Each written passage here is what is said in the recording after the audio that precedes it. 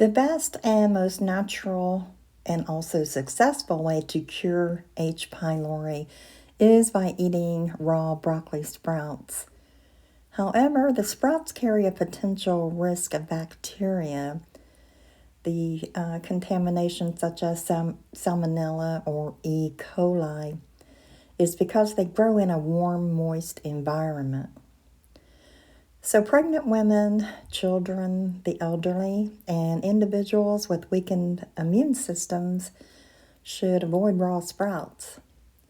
The problem is, cooked sprouts or cooked broccoli destroys the enzyme MYROSINASE, which is necessary to produce sulforaphane, a potent cancer-fighting compound. That compound also kills H. pylori. So instead of broccoli sprouts, finely chop broccoli florets and let them sit for 40 to 90 minutes to activate the compound. Then add the chopped florets to the dish you've already cooked, or eat them raw. They are not as potent as broccoli sprouts, but safer to consume.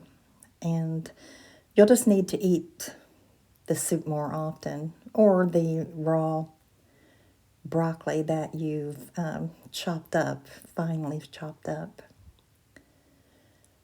The compound MYROSINASE that produces sulforaphane is in the sprouts and the florets, not the stems.